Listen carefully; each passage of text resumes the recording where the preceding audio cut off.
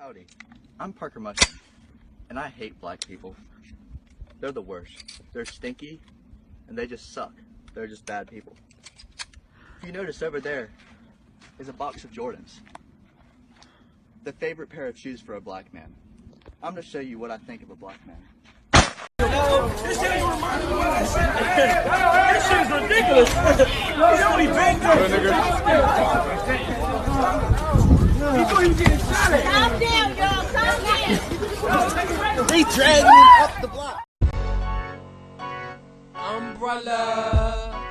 She's up. Whole nother level of shit you can't even understand. What is good, my people? We are live back again with another episode of The Forecast. Now, we are at the point where we have to start punishing people who harm us. And to be honest, we've been past that point for a long time now. The dominant society has a zero tolerance policy with us, and we have to start adopting the same thing.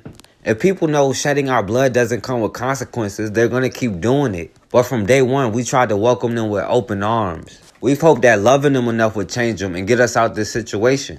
But things will never change until we start loving ourselves. We have to love ourselves enough not to feel guilty for protecting ourselves. Because if we do something to them, they're going to make sure that we get punished by any means necessary. They don't feel guilty about enforcing a zero tolerance policy. They just do it. Back in 1930 in Marion, Indiana, a 19-year-old brother, Abram Smith, and an 18-year-old brother, Thomas Shipp, was lynched after a white man turned up dead. Now, these two brothers, along with a 16-year-old brother, James Cameron, tried to rob a white dude named Claude Dieter while he was pulled over in the backseat with his girlfriend, Mary Bell. Now, this brother, James Cameron, said he recognized Claude Dieter and he didn't want to be involved. So he said he took off running and ran all the way home. Now, I don't know what happened. Maybe they got into a fight. Some people speculate they thought the white dude was going to recognize him. But either way, one of these brothers ended up shooting Claude Dieter, and he ended up dying later in the hospital. Now, the white girl, Mary Bell, claimed that after they killed him, they raped her. But later she admitted she lied and recanted her story.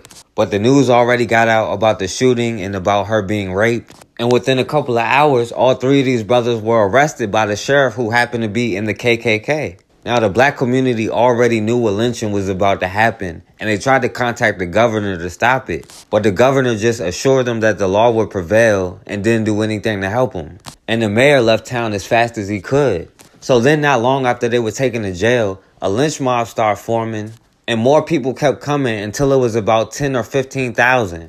Now, the sheriff who was in the KKK was actually trying to stop the lynch mob of average white citizens. But the mob told him if he don't let them in, they were going to lynch him right beside the niggas. So, of course, the sheriff let him into jail and they started pulling them out one by one, starting with the brother Thomas Shipp. The mob started beating him and punching him, and one woman jumped off of a truck with her high-heel shoes and landed on his back. And it left a huge gash that looked like he was cut with a knife. And then after they beat this brother Thomas Shipp almost to death, they hung him from the jail window. Then the mob went back in to pull out the brother Abram Smith. They tied this brother to a car and drug him down the street to the courthouse. And while they were dragging, they were beating on him. Then they started shooting at him. And then they hung this brother from a tree outside the courthouse. Now this brother Abram Smith tried to pull himself up on the rope to keep from choking. So then the mob pulled him down, started stabbing him, and then broke both his arms so he couldn't pull up on the rope. And then they hung him again. And as the crowd kept getting bigger and bigger, some of them went over and got Thomas Shipp's body and hung him from the same tree. Then for about 15 to 20 minutes, they were out there just taking pictures, having a good time. So then after they were done taking pictures with their bodies hanging, the mob went back to the jail for the brother James Cameron. Now this brother was only 16 at the time, and the sheriff who was in the KKK tried to stop him. He told them, "It's nobody here but young boys, and y'all already hung 2 people, you should be satisfied. And besides, James Cameron not here, we already sent him away." But the mob wouldn't take no for an answer, and they rushed him and they started beating him. And they took him to the same tree where they already lynched the other 2 brothers, and they put the rope around his neck and pushed him under the tree. Then all of a sudden somebody in the crowd said, "Let him go, he's innocent." And for whatever reason, all of a sudden the mob just stopped. The brother James Cameron took the rope from around his neck and stumbled back to the jail. Later on, some people who was in the mob said, "We didn't hear no voice, you was just a lucky nigga." Now, this brother James Cameron was one of the few people to ever survive a lynching. Maybe the only one ever. And he ended up creating the American Black Holocaust Museum. Now, even though there was photo evidence, Some of the members in the mob did media interviews, and there were countless eyewitnesses willing to testify. Nobody was ever charged. They had the infamous photo with the crowd of white people smiling and the guy pointing at them. The picture that inspired the song Strange Fruit by Billie Holiday. But nobody was ever punished. And our situation won't change until their actions come with consequences. In New York, a brother was attacked by a racist white boy, Michael Fasulo, while he was at work. He's losing blood there. Yes. Family members also, you can contact the family. He just had a racial motivated stabbing right here on Church Avenue. On Church Avenue. This white guy stabbed this black guy in Boost Mobile store. Now talking about black punks and stuff like that. This is not going to happen in our neighborhood at all. This is not happening in our neighborhood. This is not going to happen in our neighborhood. You're not coming in our neighborhood and think that you're going to get away with these type of behavior. No, you're not going to get away with it. You're not going to get away with it.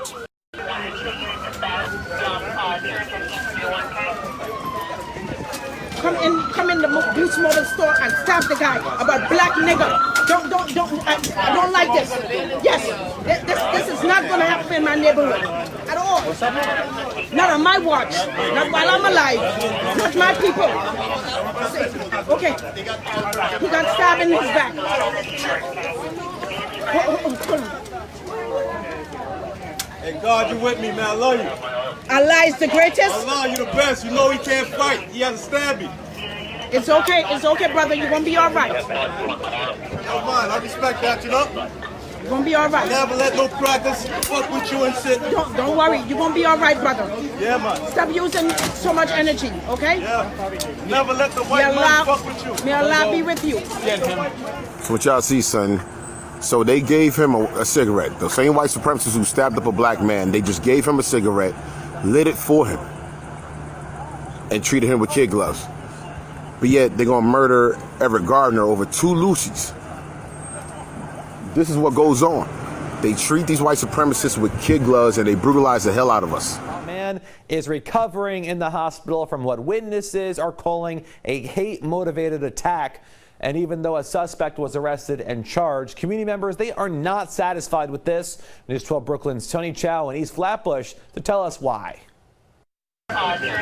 Bloodshed at the Boost Mobile on Church Avenue. Come in the Boost Mobile store and stab the guy. Where police say a man suffered serious injuries after he was stabbed multiple times Thursday evening. He got stabbed in his back. The witness who posted this video online claims the attack was fueled by hate. She says a white suspect stabbed the victim, who's black, while calling him the N-word. I can't believe this. Here in Flatbush, in our Afro-Carib community, how? Police say 30-year-old Michael Fasulo was taken into custody later that night and is being charged with assault and criminal possession of a weapon. Sources tell us he has a long rap sheet, but police are not investigating this as a hate crime, saying even if the racial slur was used, that doesn't necessarily mean it motivated the attack, a distinction community members are calling a travesty. When it comes to our community, they just can't say, well, it's this one, and they try to dilute it from what the truth is.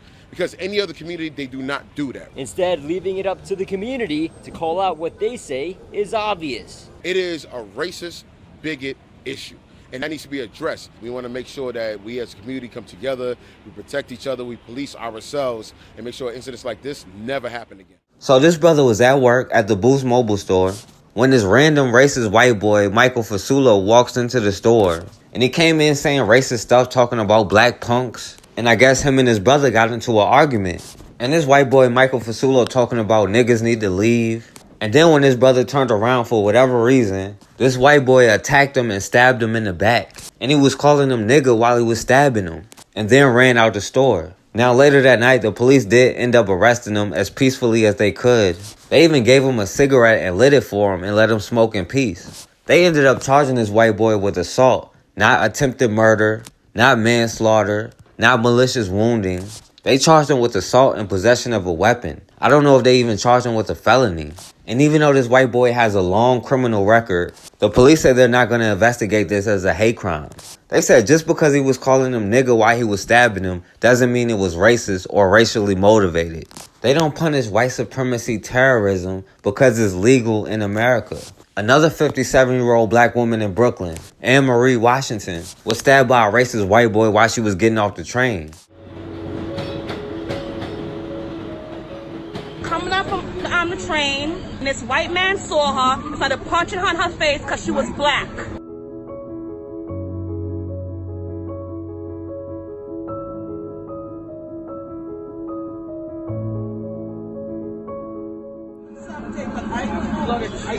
What I do you, I don't know you.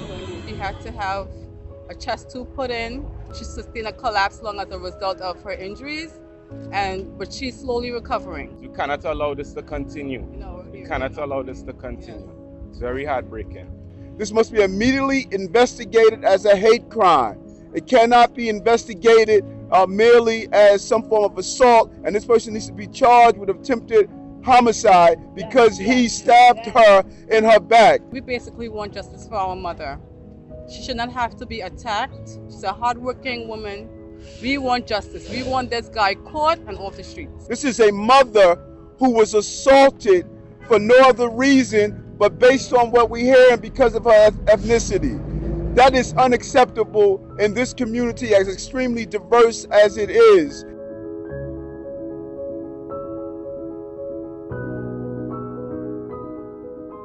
He was a young white male in his late 30s, early 40s perhaps, clean shaven, dressed clean and everything. That's all I know.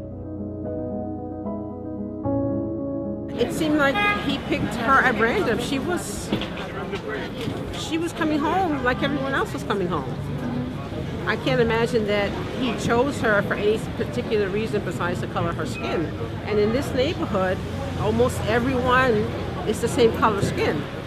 It's clear to us the hatred that's coming from Pennsylvania Avenue in Washington, D.C. has found its way on Washington Avenue and Church Avenue here in the heart of Brooklyn. We are not going to allow that to happen. I've never had a sense of being cautious. No matter what time I get out, leave this subway, I don't feel I need to be cautious. But now that I can be targeted, not because I come home late or not because I'm carrying a TV or something, but because of the color of my skin. Now, this 57-year-old black woman, Anne Marie Washington, was just going home from work on the train. She said she saw this white boy but didn't pay him no mind. Now, this weak white boy was looking for the easiest target he could find. And because this woman was one of the last people getting off the train and one of the last people on the platform, he attacked her when everybody else was already leaving. And he still attacked this woman from behind, sucker punching her in the face and punching her all over her body. And the whole time he's punching her, he calling her black bitch. And this white boy even ended up stabbing her. Then when people started coming back to help her, he took off running and got on the train. So Anne Marie Washington and another black woman who was trying to help her told somebody working on the train what happened. Now that person did call the police, but they didn't even try to stop the train from pulling off. And the people on the train didn't follow protocol at all. They didn't alert the people at the next stop so they can detain the person.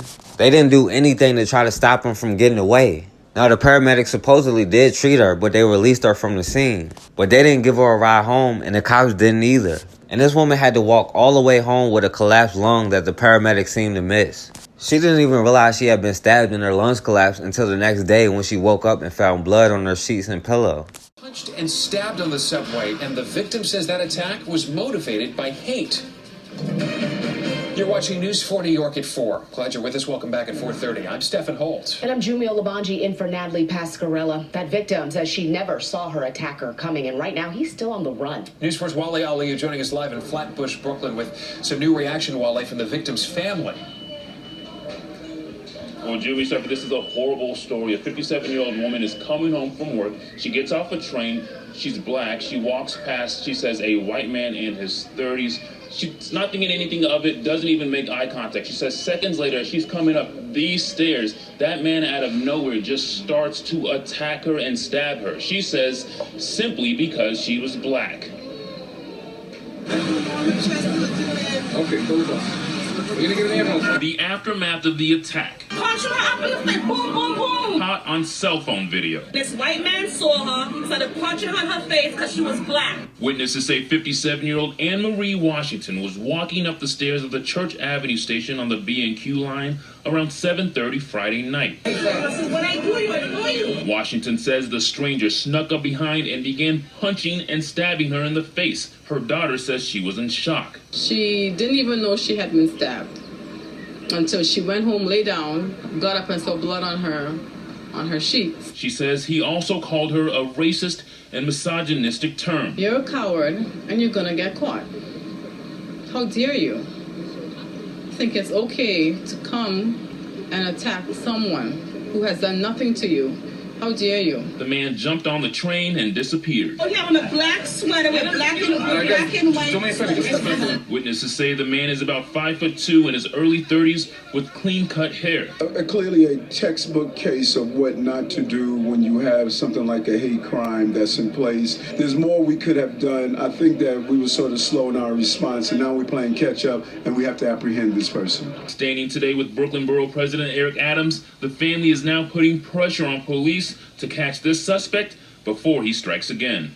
I would really appreciate if the NYPD, the MTA, anyone who has any kind of footage cooperate and get this perpetrator off the streets as fast as possible. Yes. And you can see the police here at the station. Sources close to the investigation say the hate crime task force is pulling additional video from the MTA and are hoping to put out some video within the next couple of days. As for Washington herself, she is still at the hospital recovering. She had a collapsed lung and underwent surgery Saturday night. Now, the cops took their time responding to the call, and when they finally got there, they tried to say it was just an attempted robbery. Even though he didn't try to take anything, and the cops don't know what his motives are, they know it wasn't racially motivated. If they don't know anything, they know it's not racist. Initially, the police wouldn't even consider it a hate crime, even though he was calling her a black bitch the whole time he was beating her. But after pressure from the black community, they had to say they were at least investigating it for a hate crime. Now, I don't know how thoroughly they're investigating, if they're even checking surveillance footage, but this woman, Anne Marie Washington, said they haven't showed her any. And of course, this white boy was never ID'd and was allowed to get away. Now, this is the reason we have to police ourselves. We can't let people come in our community and harm us. At the end of the day, we are all we got. If we don't stop it, then nobody else is going to stop it. And until we punish people for spilling our blood, they're going to continue to do it. Now, these black train riders in the cell block with me, they were Southern black boys. And they said, oh, hell, they getting ready to lynch these here boys. And they were walking around looking out the windows, and the crowd was beginning to gather. Yeah, the crowd was beginning to gather as soon as we were put in jail. And by morning, they were cluttering up the jail yard.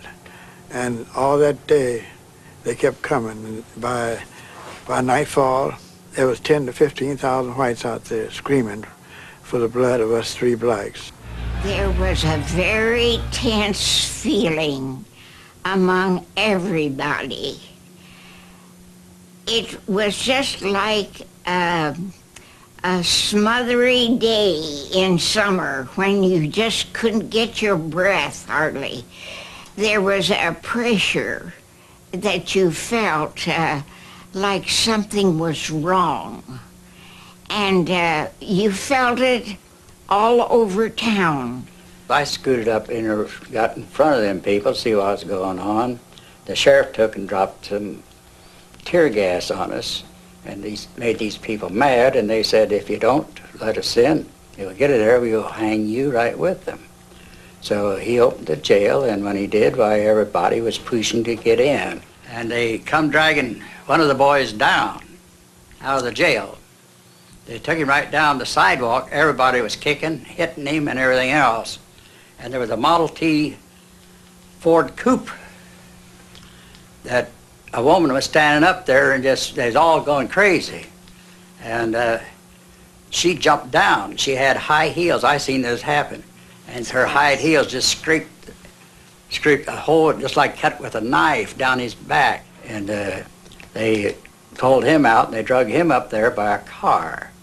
And they took him off of there and put him out, hung him up on the maple tree. Of course, they had maple trees all around the courthouse, but it's a pretty good-sized tree, and they hung him there, and he grabbed up to keep him from choking him. And he reached up to get hold of the rope to keep it from choking him. So they let him down and broke his arms so he couldn't hang on to the rope. They pulled him up again as we went by. They came in, they opened the door, and they said, James Cameron, come forward. Well, James Cameron wasn't about to come forward after I'd seen what they'd done to Tommy and Abe. So at that precise moment, the sheriff came up. He was a large man, about 6'4", kind of rotund, and he had two guns. One was in his left-hand holster, and the other one was hanging down in his hand, and he was sweating like somebody had thrown a bucket of water in his face. It was hot that night, August the 7th, 1930, in Marion, Indiana. And he looked at me, and he looked at this other black boy, and he looked at that mob leader, and he said, these are nothing but boys. He said, besides, Cameron ain't in here, so you done hung two of them, so that ought to satisfy you. Then he turned around and he went back downstairs. And when he went back downstairs, the crowd said, Cameron is in there, and said, we want him. And then they began to chant for me like a football player. We want Cameron, we want Cameron, we want Cameron. And I thought I would die. I felt like I was in a rubber suit, and ice was packed all around me. I just felt cold and chill. Nothing could warm me. The mob turned around and went back upstairs. They said, all right, Cameron's in here, and said, if we don't get him, we're going to lynch every goddamn one of you niggers. And when they said that, half of the blacks in there fell down on their hands and knees and started crawling around like trained animals. And they were hugging the pant legs of the mobsters and kissing their hands and saying, Mr. White folks, please don't lynch us. We ain't nothing but a bunch of poor niggas in here for train riding. That boy ain't in here, honest he ain't. Now, they knew I was in there, Paul, but they were trying to save me. And this goes on until all the human endurance left in the bodies of those black men had been exhausted. Those crawling around on the floor. And one of them raised his hand. He said, there he is, Mr. White folks. It wasn't none of us, that's him. And then the mob closed in on me and they started beating me. We start, though, with a viral video that is sparking outrage across the country. It shows two mounted patrol officers in Galveston leading a homeless African-American man with what appears to be a rope.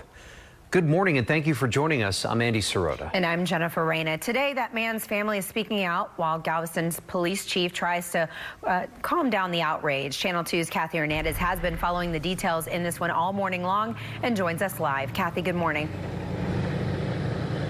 Good morning. Those two officers were scheduled to be back at work today. As for the family, their attorney says that they are actually very disappointed, but not surprised.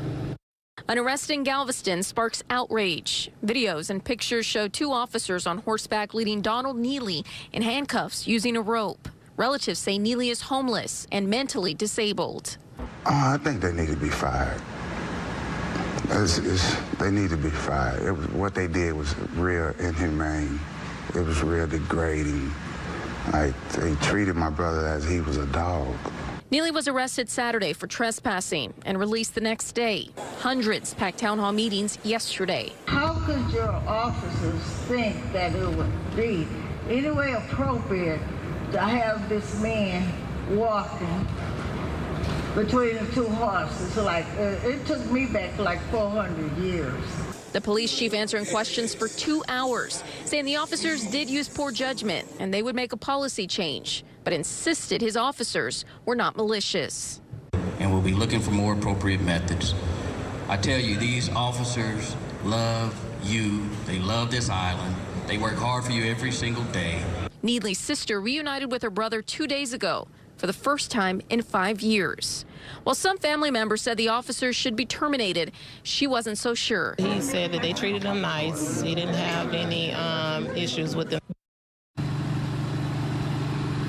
The police chief also says there was no patrol car available at the time of that arrest, but he does say they should have waited. A deputy who thought bird poop on a car was cocaine. The deputy pulled a driver over for speeding in South Carolina last month. Behind the wheel was Georgia Southern University quarterback Shai Werts. Now, Werts didn't pull over right away, calling 911 and telling the operator he would stop in a well-lit area. That put the deputy in a bad mood. Kind of pissing me off right now, because you know what you're doing. You're a grown man. You're almost about to go to jail, okay? Oh, I called a lady on the phone. It doesn't matter. I don't care. We've been riding for 10 minutes now. The deputy put Werts in handcuffs, then noticed a white substance on the hood of the football player's car. You can see it on the windshield. That's not bird poop. I swear to God, that's bird duty. That's not bird poop. I swear to That's God. a lot of bird. That's a lot of man. I tried to clean it last night at the gas station. I can still wipe it off. It got even more strange. The deputy did a field test on the substance, and it came back positive for cocaine. Well, I'm gonna tell you what I'm gonna do right now. I'm gonna gather up all the stuff on the front as much as I can. It is positive cocaine. I mean, I don't know. I have no reason to lie about cocaine. Like, I play football, so I don't do cocaine. Werts was charged with cocaine possession and speeding and was suspended from the football team. But here's where things changed. The substance was later tested by a crime lab. It showed that white stuff was really bird poop, like the player said all along. So much for field testing. The charges were dropped. Werts' suspension from the team lifted. His life almost ruined over bird poop. A growing number of police departments in America's largest cities told us they've added implicit bias training. But hundreds of officers in multiple states have recently been exposed for racist social media posts attacking minorities and promoting racial stereotypes. Jeff Begay spoke to one St. Louis police sergeant whose department has officers at the center of that controversy. He continues our investigation into policing in America 5 years after Ferguson. Jeff, what did that officer tell you? The St. Louis Metro police officer that you're about to hear from says the culture among her department's top brass is allowing bad cops to slip through the cracks. When we asked if the department had training to address possible racial bias, the answer wasn't clear. Do you think that there are white supremacists on the police force? Yes. You didn't even pause. Have you seen some of the Facebook posts of some of our suspended officers right now? Yes. Heather Taylor is an almost 19-year veteran on the St. Louis Metro Police Force. She points to the recent report by the Plainview Project, which flagged thousands of racist and derogatory social media posts, including some from 22 current St. Louis Metro officers like this one that compared Black Lives Matter to the KKK. As president of the Ethical Society of Police, a predominantly black local union, Taylor's mission is to root out racial discrimination among police. Protests in Ferguson took place about 10 miles from St. Louis Metro PD headquarters and led to changes in training there. SLMPD told CBS News in a survey that implicit bias training has been mandatory for officers once a year since October of 2014. That's 2 months after Michael Brown's death. Implicit bias training, they've had that here. Yes. Has it worked? I think that's pretty obvious that it hasn't. If implicit bias training is mandatory, it doesn't seem to have left an impression on Heather Taylor. Have you been through it? No, it was optional. Jimmy Edwards is the public safety director for the city of St. Louis. We had an officer tell us she knows that there are white supremacists on the police force. I'm not surprised. My job is to root that person out. Implicit bias training, is it mandatory for all officers? Yes, it is. It is mandatory. We've talked to officers who don't remember taking implicit bias classes. Yeah, well, everybody in the city of St. Louis have taken implicit bias training. And they can't remember it? I don't know. That's a good question for them. That's odd. It is odd. Can you change our police department? Because every time my little black boy encounters a police, I think one or two things is going to happen. That my child will lose his liberty and go to prison, or that my child will die. We have challenges, but we're overcoming those challenges a bit at a time. Well, I guess what I'm saying is that I actually don't know if there are any white supremacists in our department, but what I'm saying is that if we believe that there are white supremacists in St. Louis is a big place.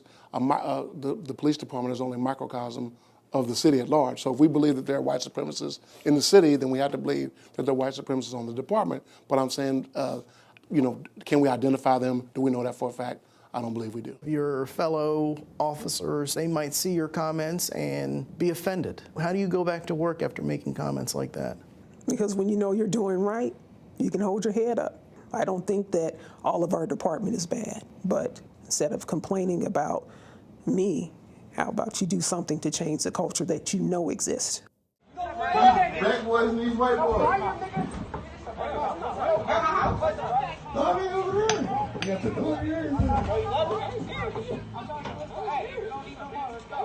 pole, they got wings and everything.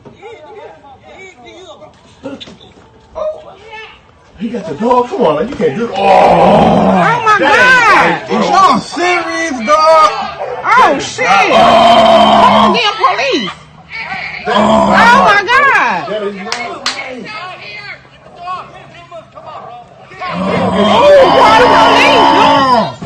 Oh, y'all wrong! That's that fat bitch that said that.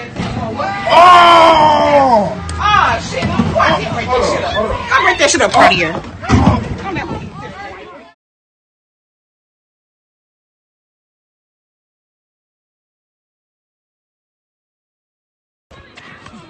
Yeah, it's on. Yeah. Fucking on, little nigga. It's on. Don't stick your fucking dog on my brother, nigga. Fuck is wrong with me? The fuck is wrong with you? Fuck is wrong with you?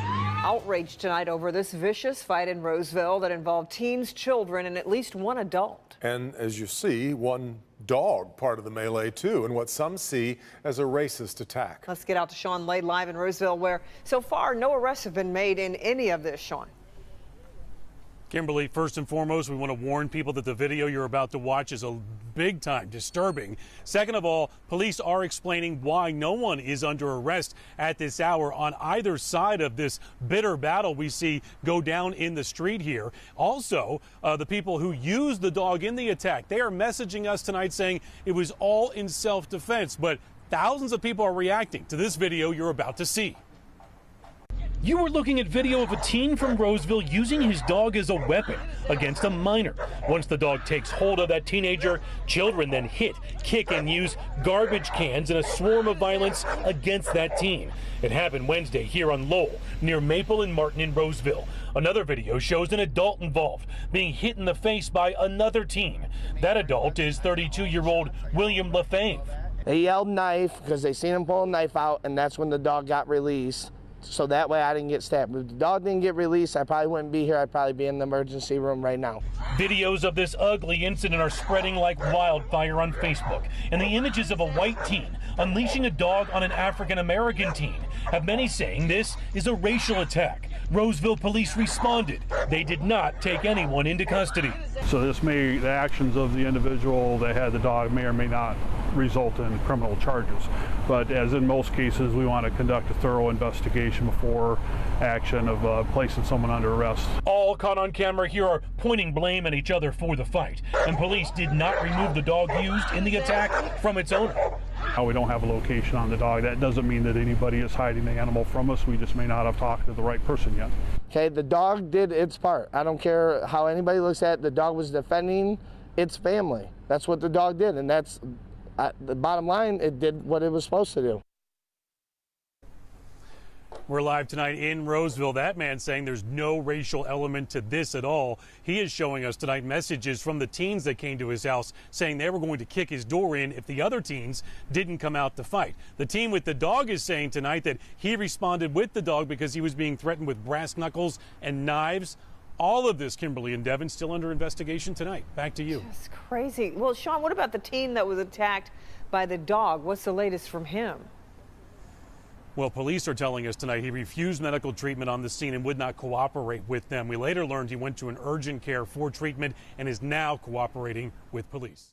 These people just hit me, and they just hit me, and now they are switching places. The man hit me. White power? Did you say white power to me? White power? Want to make something of it? What are you going to do, kill me?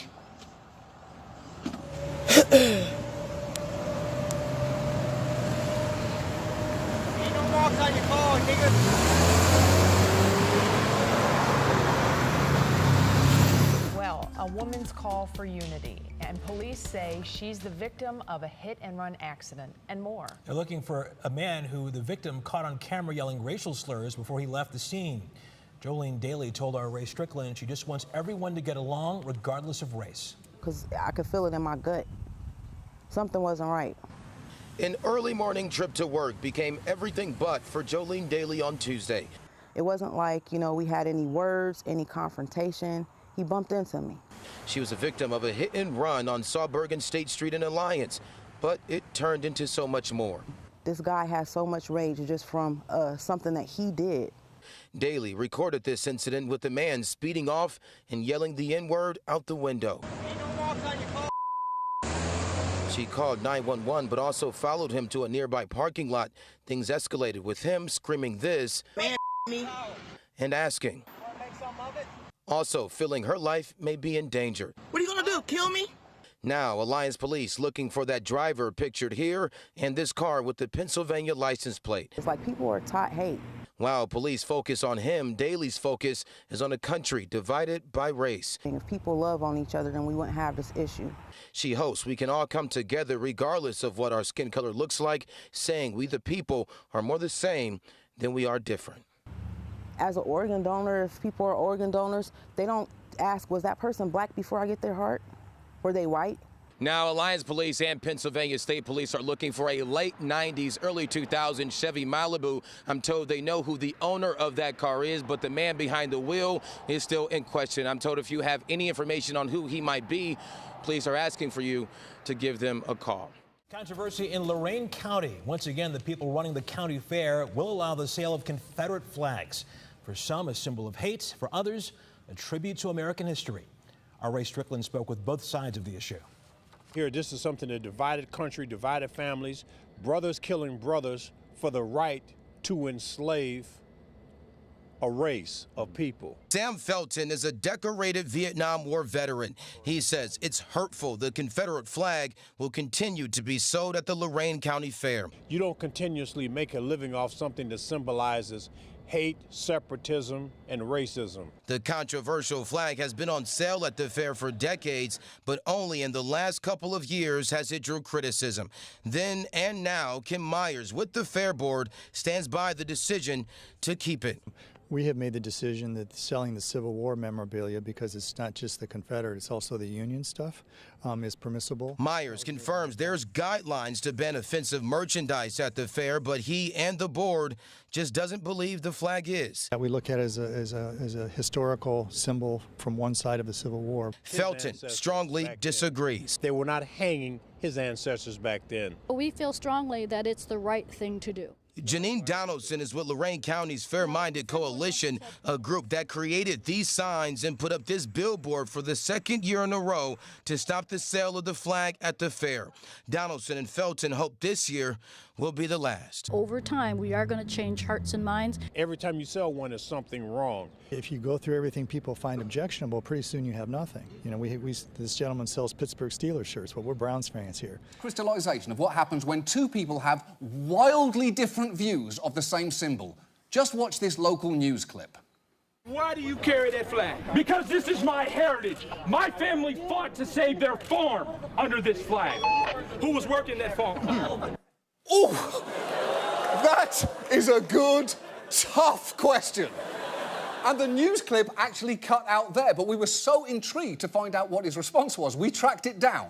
And whatever you are expecting, you're going to be surprised. Who was working that farm? My family was. Who was working the farm? They were poor. Do you know how much a slave cost back then? Whoa! Whoa, whoa, whoa! You know you are in the wrong when you decide your best argument is screaming at a black man. Do you know how expensive you used to be? Comedian Chris Rock is facing some backlash right now. It's all over this Instagram post that says, the first thing people say when a mass shooting is announced with a picture of Betty White. Get it? Betty White.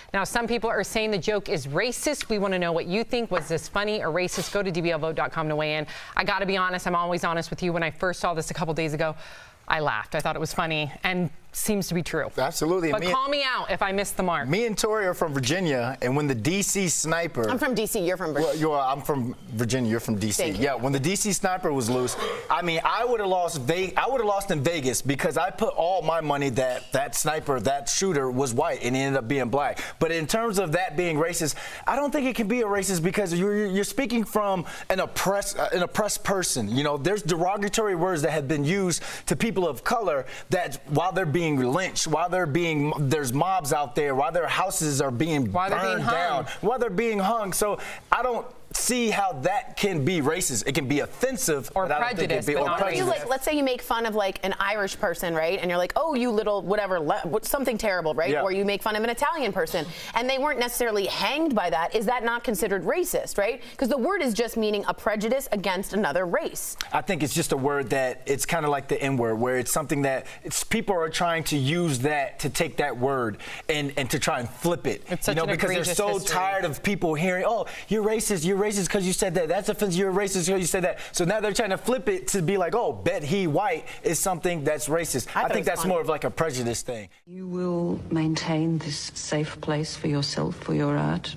You don't think you will ever change and write books that incorporate white lives into them substantially? I have done. In a substantial way? You can't understand how powerfully racist that question is, can you? Because you could never ask a white author, when are you going to write about black people? Whether he did or not, or she did or not. Even the inquiry comes from a position of being in the center. And being used to being in the center. And being used to being in the center. And saying, you know, is it ever possible that you will enter the mainstream? It's inconceivable that where I already am is the mainstream.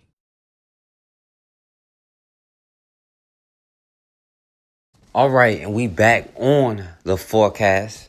Now understand, most of the violence done to us has been in the name of white women, protecting the honor of the pure white woman. But even though they shed our blood in the name of white women, most of the time it's because they're jealous of black people and want to keep us in our position.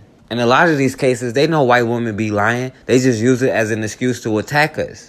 And Ida B. Wells broke down the lynch law in the 1800s. Even though they've burnt down our cities and killed countless people under the guise of protecting the pure white woman, in reality, they were just mad black people were becoming successful. But to be honest, we need to learn and incorporate the mindset of protecting our women and children at all costs. That's one thing we can take from them, protecting our community by any means necessary. And believe me, when we start doing that, everything else will fall in line.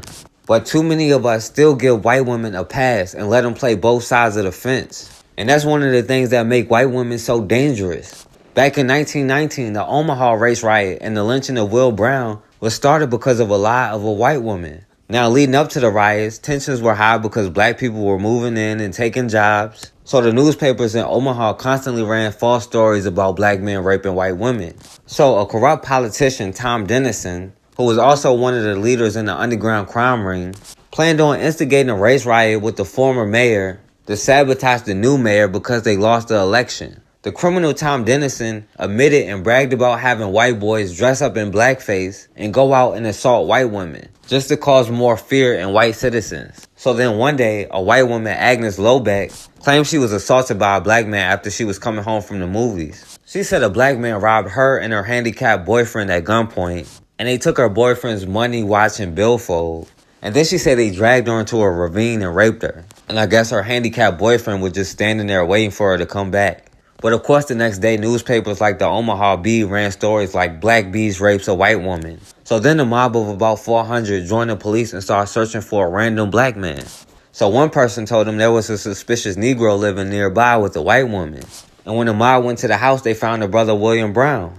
Now with no evidence at all, they arrested him. And then they took him to the white woman Agnes Locbeck house so she could identify him. The brother Will Brown said she never made a positive ID, but later she denied it. So they took this brother Will Brown to jail based off this white woman word alone. So then by the next night, a mob anywhere from 5,000 to 15,000 gathered at the jail. And they had the building completely surrounded. They attacked any black person who came anywhere near them. So then by 8 o'clock that night, the mob set the courthouse on fire. And then they started looting hardware stores and stores that sold guns, trying to get any weapon they could find. More than 1,000 guns were reported stolen. Then the mob started attacking random black people, dragging them from streetcars or catching them walking down the street, minding their own business, beating them up. They were getting so wild, they started hurting each other. So then around 11 that night, the mayor finally came out. And he tried to calm the mob down, but somebody hit him in the back of the head with a bat. The mob was about to hang him too, but somebody cut him down and took him away. Then the mob broke in and stormed the jail and stripped his brother of all his clothes and dragged him outside. Then the mob castrated this brother Will Brown and started to mutilate his body, taking body parts as souvenirs. And then they hung this brother up from a light pole and shot him over 100 times. Then they cut him down and tied his naked body to a car and then drove him around town for a couple hours, driving him through the black community. And then after they were done dragging him around, they poured oil on his body from the street lamps and set him on fire. And then after they took pictures, they dragged his burnt up body around for a couple more hours. White children were selling pieces of the rope they lynched them with for 10 cents. When the federal troops came in, they set up in the black community to keep them from attacking. And of course, even though it's infamous pictures with them standing around his body smiling, nobody was ever charged. And today they still do the same thing. White women tell the same lies, and they harass and attack us under the guise of protecting white women. In Quincy, Massachusetts, a white woman made up a story about a random black man assaulting and robbing her. A frightening attack in Quincy. A woman ambushed walking in the park. She was robbed in broad daylight, pulled to the ground, and left bleeding. Thanks for joining us tonight. I'm Lisa Hughes. And I'm Liam Martin. And tonight, as Mike LaCrosse tells us, women in that area are on alert. The victim told police she was attacked from behind while walking along this dirt path right behind the tennis courts next to Quincy High. 11 o'clock in the morning. It's brazen, to say the least. The attack happened in broad daylight on Russell Park, which is just a block away from busy Quincy Center. This doesn't happen all the time, so it's scary. Quincy police say the man walked up behind the 49-year-old woman and threw her to the ground, then took off with her money, sneakers, and jacket. A canine tracked down the victim's jacket and sneakers, but not the suspect. Police found the victim bleeding with cuts. Eerie to happen in the middle of the day, for sure, you know. Women heading into a previously scheduled Quincy Police Department self-defense class tonight tell us they're relieved they signed up. It just makes me glad that I took it. She shouldn't have to go through that. Nobody should. But we are, more and more. So that's why we're here. Meanwhile, the violent daytime attack has other women in the area changing their walking routes until the guy is caught. I probably won't use that path for a week or so. Cops are describing the suspect as a black man in his early 20s. He was last seen in the area wearing dark clothes. If you have any information, give police a call. Quincy police just announced a robbery reported at Russell Park last week did not happen, and the woman made up the story. The woman told police that she had been walking in the park when a man attacked her from behind, threw her to the ground, and stole money from her purse. Police say they reviewed surveillance in the area and then re-interviewed the woman who admitted she made up the story. She will be charged with filing a false police report. Now, the police won't release the name of this 49-year-old white woman, but she says she was walking in the park on a path about 11 o'clock in the morning when a random black man attacked her from behind and threw her on the ground. She said he stole her money from her purse and then ran off with her shoes and jacket, which police dogs later found in the park, but they didn't find no suspect. Now, this woman had cuts on her face and she was bleeding, and she claimed it was a black man in his early 20s. He was bald and clean shaven, and he was wearing a black hoodie and blue jeans and black shoes. Now, a few days later, after the police checked the surveillance video, they questioned her again, and she admitted that she lied and made the whole thing up. Now, this white woman took off her shoes and took off her jacket and placed them in random places in the park, just to say a black man attacked her. The cuts and blood on her face came from brush on a park trail. Now, they are charging her, but they're protecting her and not releasing her name. And the media had no problem talking about the attack, but they didn't want to talk about how she recanted her story. Now, it's no telling how many black men were questioned, harassed, or detained. But no matter what, they'll stay on code to protect white women. And all they have to say is a black man looked at me, and their word is taken as gold. Just look at what happened in Michigan. Hello, this is Kamiko. and I am in Royal Oak, Michigan. I was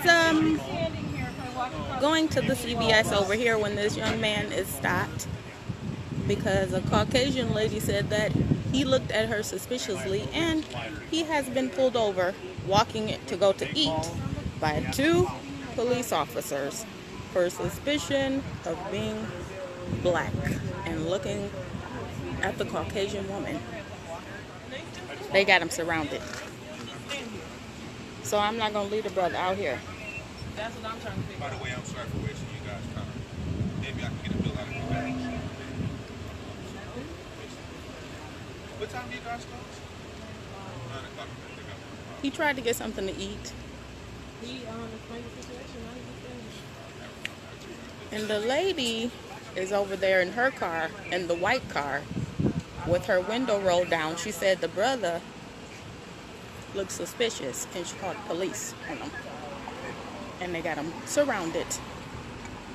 So we called for a supervisor of Royal Oak. You guys might want to be careful there. You know, they're real suspicious around here. Don't look at me too long, because they'll hit. You know, the police will come and harass you for looking at me for too long. Listen, be careful. I need to make that like a barn inside the Royal Oak. Don't stare too long, because people. No, don't be black and stare. Right. How old are you? I'm only 20 years old, man. 20 years old. She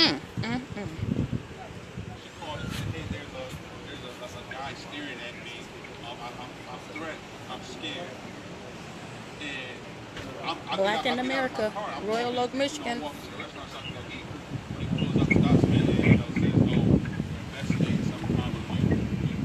You look suspicious. I guess what makes it so worse, I'm pretty sure if she would have did the same thing, this would have been right now. He would have let her go to me. They pulled up on 20-year-old. She doesn't even know me, but she's still out here standing with her. This is the restaurant owner. She is not leaving his side. So if someone calls about someone, we're not supposed to respond? No, you are, but not the way you are, because even while, if you're investigating the comment, as you pull up and you see, I'm not a threat to her, I'm not even close to her. How do we know until we find out and talk to her? Well, this is the thing. When he was pulling up, well, wait, let me finish. While he was pulling up, I'm walking in. I'm right here. So I'm not even close to her. So once you even see that, ma'am, I don't think things even pay you any attention. I'm going to go over here and get this lady on camera. Once he asked her, I told him, I'm parking my car. I'm saying, no, I'm going to go eat. And my food goes. Oh, you're They pulled up on the brother in Royal Oak, Michigan, because the Caucasian lady done called the police on him. After he just walking down the street to meet his girlfriend at a restaurant. This is the restaurant owner. He's free to go. Woohoo! He's free.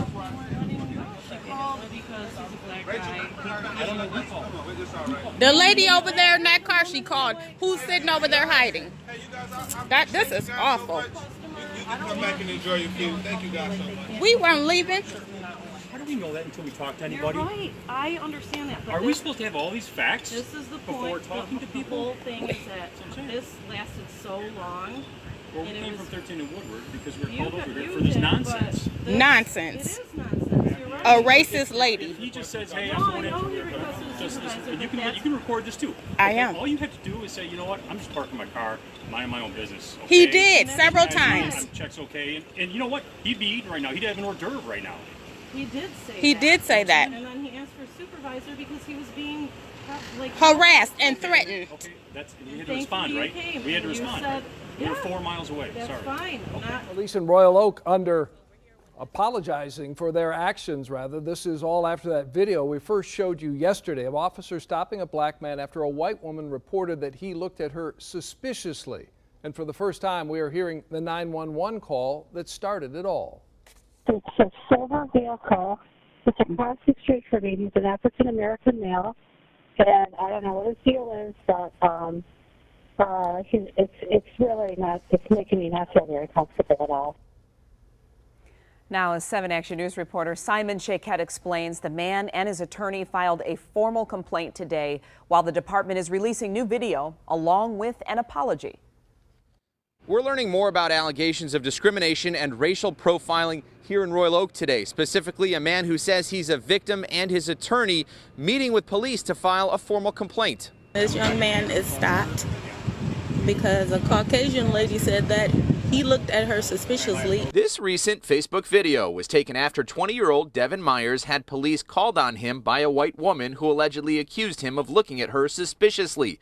Myers says at the time his request for a supervisor to be called was denied, and he was made to feel like a criminal when all he wanted to do was park his car and get some food at a nearby restaurant. I've seen it on TV, but I never thought it would happen to me, especially not in an urban area like this. He has been pulled over walking to go to eat by 2 police officers. Today, police released new dashcam video along with an apology in part of a statement saying, quote, the officer had no legal right to demand the identification and should have simply advised Mr. Myers why we were there and allowed him to go on his way. Devin is thanking a nearby worker who shot the video and ultimately got police to call in a higher-ranking supervisor. While no arrest was made, Devin says a prior nasty run-in with one of the same officers has left him reluctant to return to Royal Oak. He didn't want to hear it. He just wanted to go on and say, you know, I'm overpower you. I have my badge. I can do what I want. I don't have to listen. I don't want to listen. He didn't want to hear my voice. The initial officer and his behavior, how things could have been handled,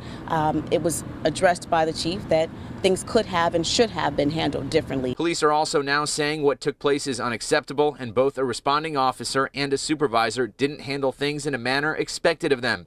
Discipline and additional training are now being carried out. The woman who called police near 4th and Knowles has not been identified. The Royal Oak mayor has issued a statement indicating the city is working every day to combat racial bias. The chief understands and wants that as well, because it's very concerning not only for myself, but Devin and everyone else who viewed the video as to how he was addressed by the officers.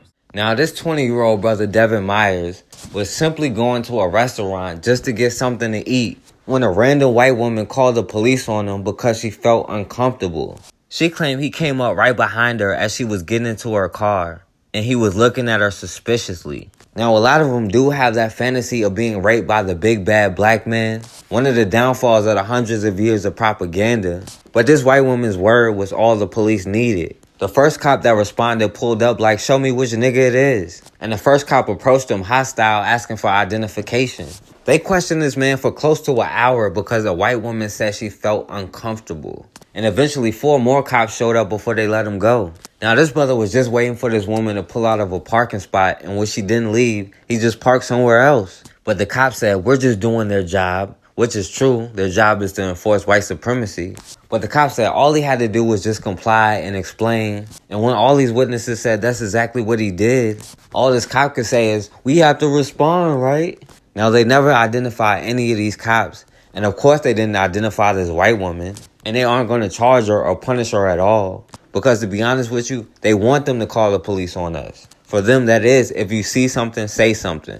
But of course, they stay on code with this white woman and protect her, even though this brother would have been lynched 100 years ago or even 50 years ago. But we can learn from that. We have to stay on code and learn how to protect our own. We have to handle our issues in-house. We can't let outsiders come in and solve our issues. No matter what happens, they stay on code. They don't care what they do. And all they know is it's not racially motivated. And if it's cases like with the Dayton shooter, Connor Betts, then it's about mental illness and he's a lone wolf. But it's still not about race. The individual had a history of obsession with violent ideations to include mass shootings and had expressed a desire to commit a mass shooting. Dayton police and now the FBI are still discovering new and disturbing information about 24-year-old Connor Betts. We have uncovered evidence throughout the course of our investigation that the shooter was exploring violent ideologies. And that's about all investigators would say, other than they found no evidence the attack was racially motivated. What, if any, ideology influenced the attacker to conduct this attack?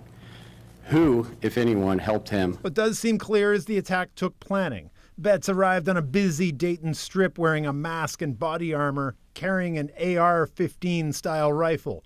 Police shot and killed him within 30 seconds, but not before he shot and killed 9 people, including his own sister. Meanwhile, we're getting new insights into his state of mind. He did a monstrous thing, but that doesn't make him a monster. Ex-girlfriend Adelia Johnson says Betts showed her a video of a mass shooting on their first date. In high school, he reportedly had a list of men he wanted to kill and women he wanted to rape. Back then, he complained about voices in his head and told friends he was afraid of himself. Even as recently as April, Betts called Johnson. It's easy to call them red flags because I'm not in it and I have perspective. First, let's focus on the victims here. What do we know about the people that were gunned down last night? Well, we are still putting all of that together. It was a group that included the shooter's sister. That was a new revelation just a short while ago.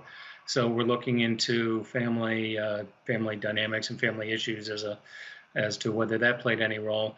The others are a very cross section of Dayton. A majority of the victims were African American last night, but there were white victims as well. And it was a group that just locally I would have thought would be a typical Oregon district crowd on the sidewalk on a Saturday night. Now, of course, the police don't know anything but he's mentally ill. And even though they don't know his motives, they know it wasn't racially motivated. Now, some people say this white boy killed his sister because he found out she was dating a black man. They found his sister in a car with a man who they think is her boyfriend. And more than likely, it was a black man who was killed in the car with her. Now, the police won't confirm it because that would confirm it's about race. But after he killed them, then he killed 7 more people. And they'll tell you about some of the victims, and they seem to be highlighting the white ones. But what they won't tell you was 5 out of the other 7 people he killed were black people. But they have to protect the system of white supremacy, so they have to deny it's about race. If Dylan Roof ain't come out and say, I targeted black people, they would probably say that's not about race either. But they protect their own by any means necessary. And as far as that goes, we can learn some lessons from them about protecting our own. They stay on code and they take each other's word as gold when it comes to us. We need to stay on code and take each other's word as gold when it comes to the system of white supremacy. At the end of the day, we are all we got. And if we don't do what we have to do to get out of this situation, then we're still going to be here 100 years from now. So you, why don't you call me a nigger again? Why don't you call me a nigger again? You gonna insult me? No, go ahead. Let me tell you something. Call me a nigger again. I don't have to call you one. Get away from me. I call security and they're on surveillance Call with you. me a nigger Get again. away from me! Call me a nigger again. Nigger! Okay. You follow me up there, call the cops. Yep, please call him. Yeah, because I did bang into you. Stop following me. I'm leaving the store, baby. Good, leave. Go back to Harlem. I'm not in Harlem. I'm not even from Harlem. Say it again. Say it again. Say it again. And connect this around all these kids. This is terrible. This is horrible. This is horrible. She told me to go back to where I came from. Wow, add Sesame, please. This is weird. This is weird. Wow. Don't take your pictures of me. Don't take your pictures of me. Don't take your pictures of me. Don't touch me again. Get your fucking phone away from me. She touched me, and it's on video. She got babies crying. It's terrible. Who are you to tell me to go back where I came from? EMTs here at NYU Langone are responsible for saving lives. It's a part of their duties. But Pix 11 has learned colleagues of Kathy Albano, known as Rena on social media, are concerned she might be doing her job with an offensive mindset. One of them is speaking out. We are concealing her identity, but when she saw the post on Albano's Instagram page, I feel ashamed to be of people I work alongside, and I feel afraid. The EMT first thanked everyone for backup at a stabbing scene in Brooklyn last week. But when asked what happened, the response said, just the animals stabbing each other. Very upset. EMS is a frustrating job. I totally get that. There's no excuse around that. The colleague also pointed out this post from Facebook. Albano sounding off on the mass shooting in Brownsville. It said, last night all hell broke out in Brownsville with over 11 people shot. They were all screaming for the police. Why are you yelling for the police? The police are too busy trying to dry out their uniforms from the water bucket attack. Stop calling the police when you are in danger. Call a crackhead instead.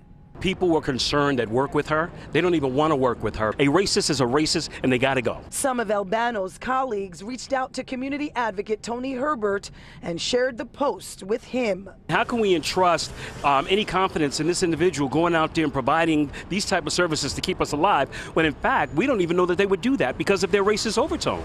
So they need to fire her. Redmond's Kitchen and Bar near downtown Muskegon just opened for business this summer when people started looking into the man behind the name and started digging up posts on Facebook with what appears to be a number of racist jokes. First one was the image of the lady giving the baby Hennessy and Newports and watermelon. I seen a Pac-Man image of the Ku Klux Klan chasing blacks with watermelons and drinks of that nature. Ebony Davis is a motivational speaker in Muskegon who wanted to bring attention to the posts made by Gary Ferguson. She says she saw 7 that, in her opinion, stand out as derogatory or racist, including this one, which was posted years ago after the Ferguson riots, and also this one reading, "Keep calm" and "White power." And so when I saw it, I got enraged. I'm not gonna lie, I was mad because I come from a blended family.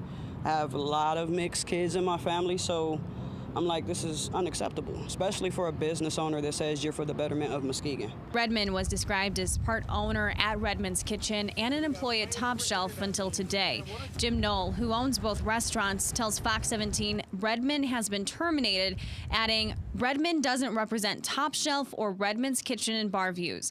We apologize to everyone who was offended. It is unfortunate that this has happened, but we have severed ties with Mr. Redmond." When Davis learned Redmond no longer works there. That right there, that statement and his actions kind of showed that he gets it.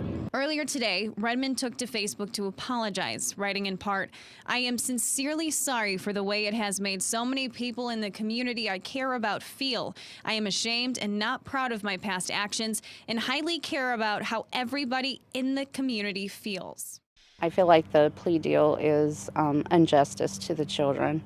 The children deserve so much more. Annette Cox is the neighbor who reported Kenneth and Kelly Fry when she saw their 2 young adopted children locked out of the house crying on a freezing January day back in 2018. I think if I wouldn't have called that day, what would have been like 3 months later, like just because they were so malnourished, you know, they were being starved to death. Court documents say the 8 and 9-year-old adopted from Ghana shared a room that was lined in plastic and had alarms on the doors. The bare room contained a plastic bucket that was used as a toilet. The 2 children told authorities they were required to spend most of the day in their room and had to eat oatmeal for every meal. They could have died in that room, and who would have known? Neighbors are outraged, including Dawn Fry, who is not related to the couple. It makes me very sick to my stomach. That what kind of service is that to these children? This week, the Frys each pleaded guilty to 2 counts of child endangerment. Prosecutors say they took responsibility and have no prior criminal records, so each count comes with a possibility of 2 years in prison. But neighbors are disgusted. It's just not fair to the children. It feels like the children don't have a voice in the justice system. The Frys' Osceola home is now vacant. Neighbors tell KCCI they still live in town with their 5 biological children. I don't think they deserve to have any of their children, because I feel those children need help now. Whistleblower Annette Cox says she would do it all over again. Many call her a hero. She doesn't agree. Not at all. I just done the right thing for them. A racist video shows Antelope Valley students painting a boy's face black and using racial slurs. And tonight, some of those kids are expressing regret, and community leaders are calling for a change in how and what we teach our kids. Now, that video has shocked and outraged the community. Certainly has, and now civil rights leaders and school officials are demanding change. A news conference was held today to address that video. And CBSN Los Angeles anchor Jasmine Veal is live in the newsroom with more. Jasmine. Jeff, so this group not only talked about how hurtful that video was, but that it should be a wake-up call on how much more needs to be done to keep this from happening again. A white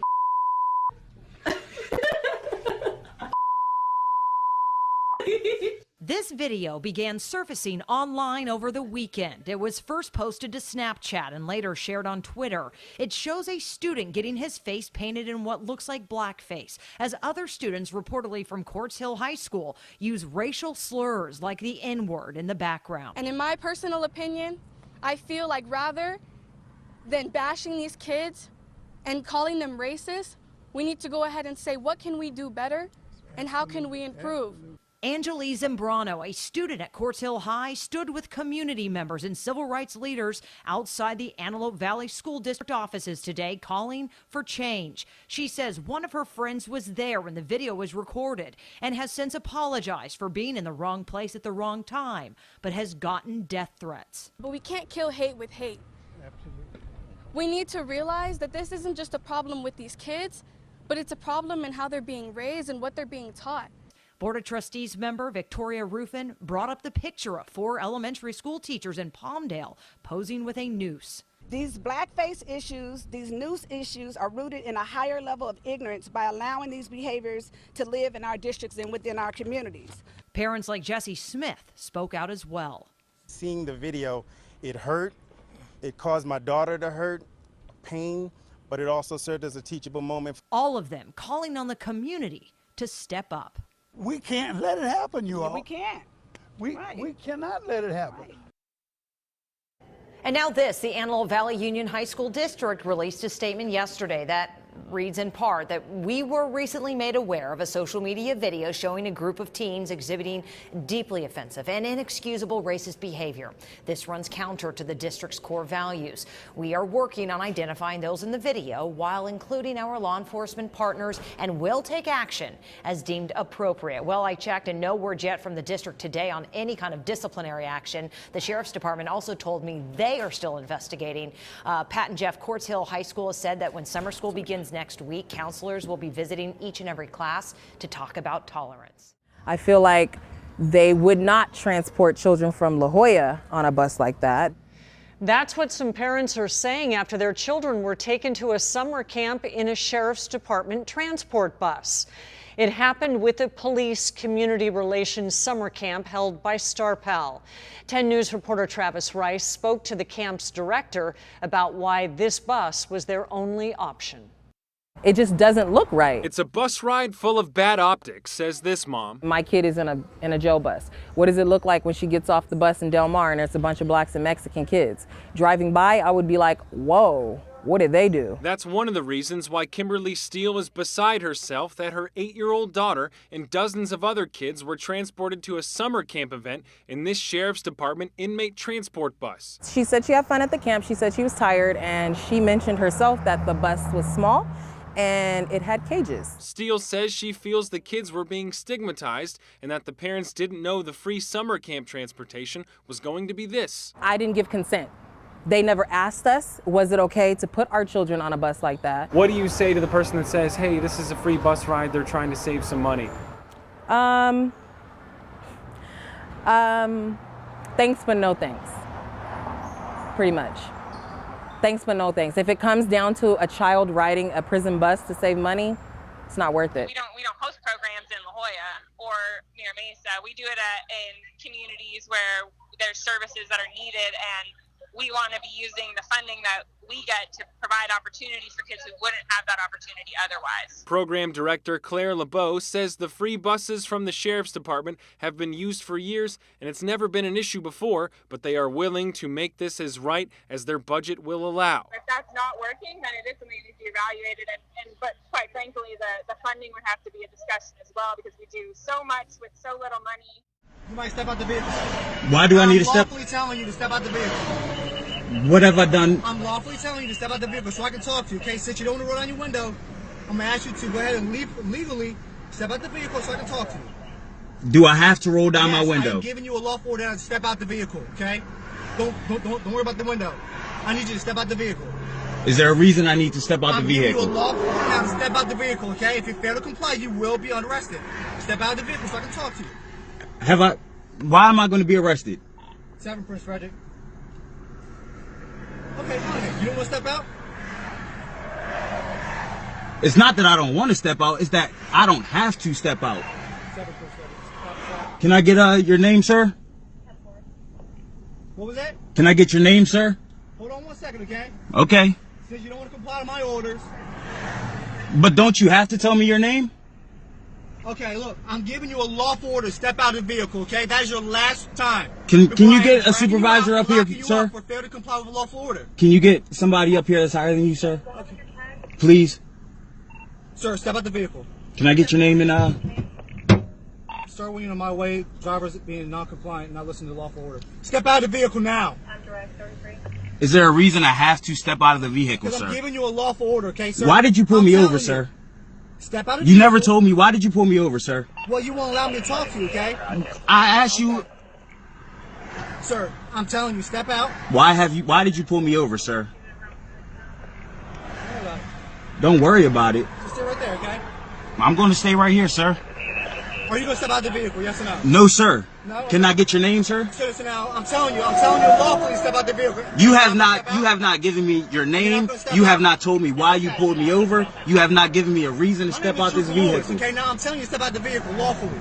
Lawfully. Are you going to step out? No, sir. Can you get somebody up here higher than you? Turn your engine off. I will turn my engine off. Can you get somebody up here higher than you, sir? Can you do that for me? Excuse me? Can you get somebody up here that's a higher rank than you, sir? Can we get somebody above you? Yeah, you can record all you want, okay? Because it's recording you. What have I done? It's recording me telling you legally to step out the vehicle. For and you're what, sir? For what? Like I said, I'm not going to talk to you through a crack. I'm sorry. Okay? So now you're saying I'm going to jail for failure to comply with a lawful order. If I've broken the law, take me to jail, sir. You have. Okay, when we get somebody up here higher. In Maryland, I can't tell you to step out the vehicle. We will find out, sir. Well, do you have your mind having your hands visible where I can see them? My hands. Hey, record all you want. Oh, I am, sir. Okay. My name is Trooper Lewis with the Maryland State Police. Thank you.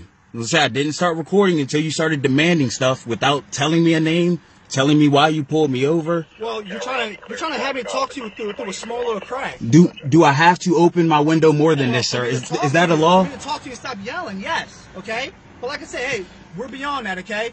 I've told you multiple times to legally step out of the vehicle. To legally? You haven't given me a legal reason why I need to step out. Step out of the vehicle so I can talk to you, okay? Sir, are we not talking, sir? No, we're not. Oh, my apologies. Step up. Could be a possible extraction from vehicle. Extraction from vehicle? All right, so you're not going to come out of the vehicle? Sir, give me a reason. Sorry, I can't hear you. Okay, and the reason why I did pull you over is for your window tint. I can't see in your vehicle, okay? For the safety reason, I want to talk to you, be able to identify you who you are. You haven't even asked me for an ID. What do you mean you're trying to identify me? Yeah, you still have yet to roll down the window and explain to you why. Sir, give me the law that says I have to roll down my window. Step out. I'm not going to step out, sir. I'm not going to step out, sir. Somebody else is pulling up, sir. We're going to see what he has to say. Okay, I'm going to go ahead and break your window down. Step out of the car. Sir, there's a cop right here. Sir, there's another cop pulling up. Can we wait? Step out of the car, okay? Sir, I'm legally telling you to step out of the car. Both of my hands are right here.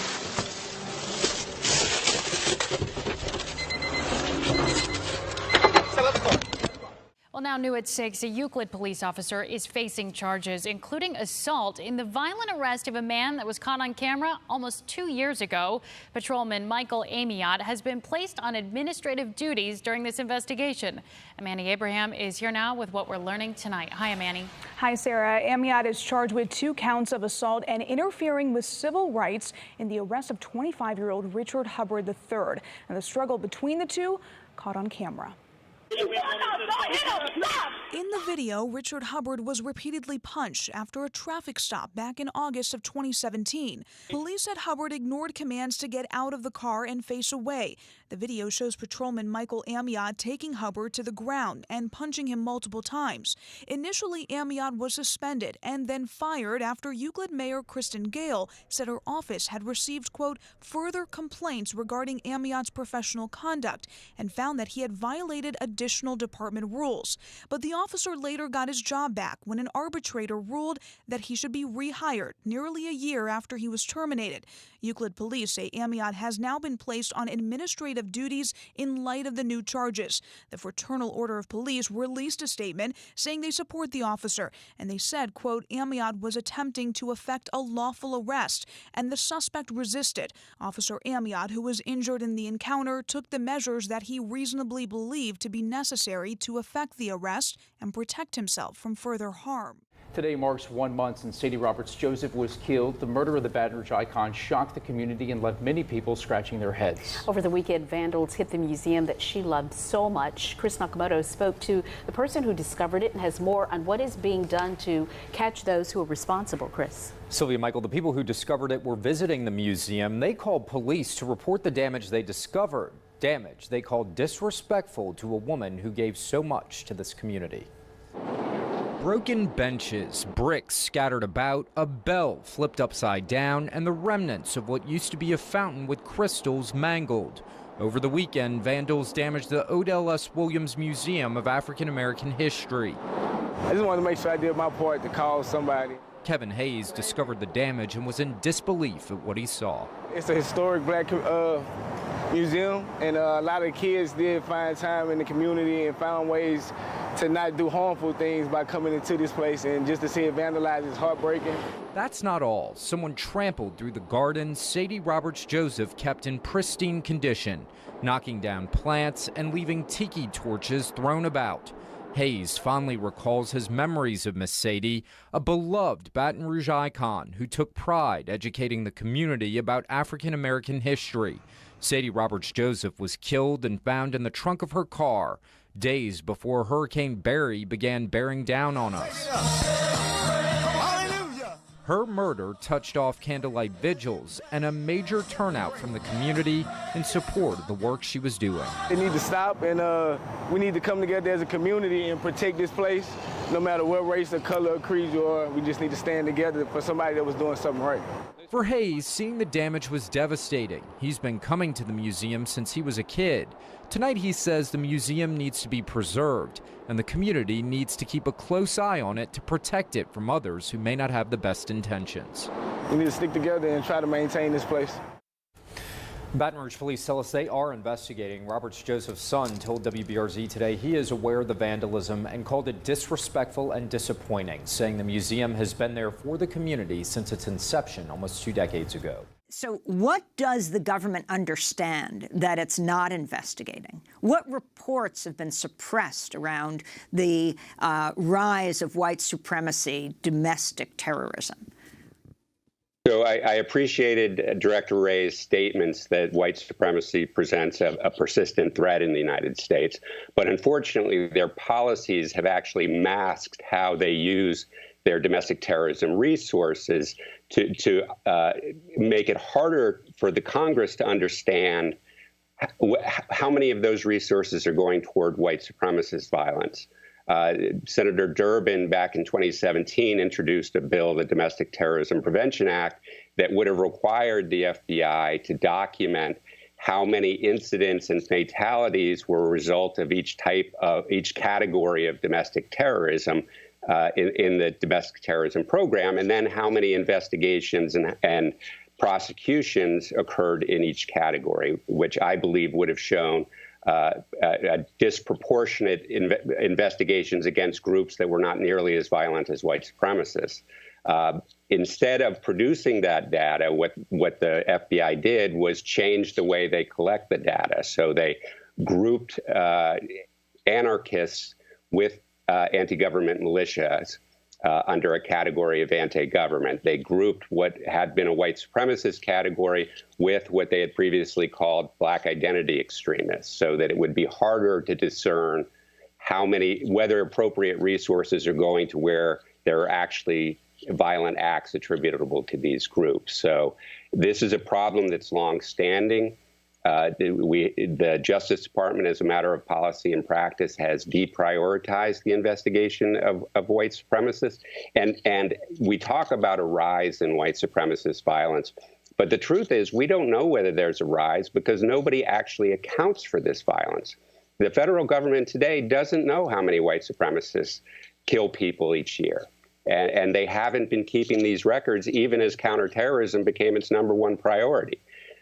So what they need to do is change these policies. Recently, some former and current Justice Department officials have been arguing that they need new laws, that there aren't sufficient laws. Well, I worked these cases in the 1990s, and nobody suggested we didn't have enough law.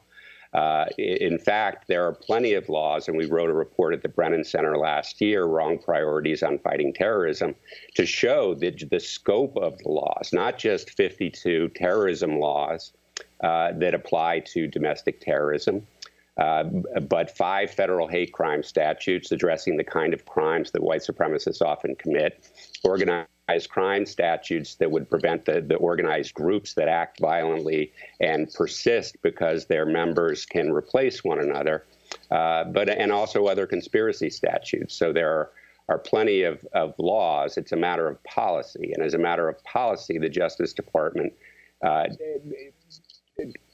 takes hate crimes and defers them to state and local prosecution. And only 12% of police departments across the country even report hate crimes. So we know that the state and locals aren't responding to this appropriately, yet the federal government just defers to them.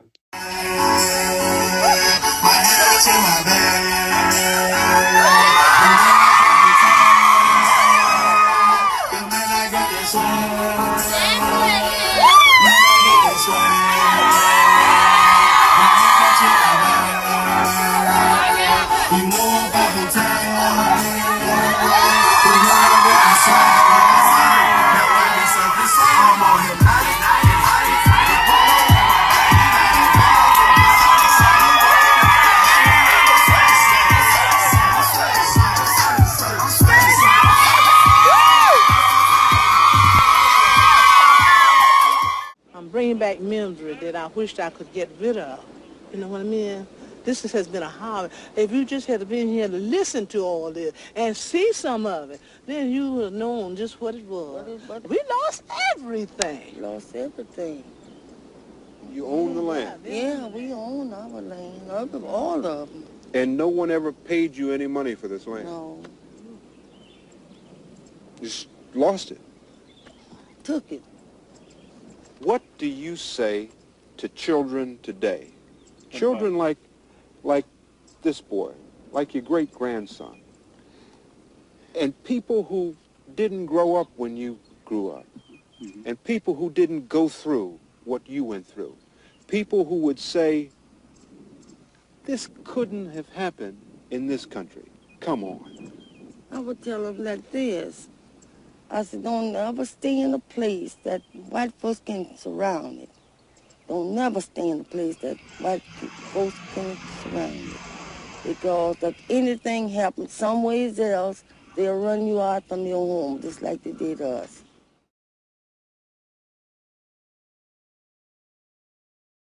All right, and we back on the forecast.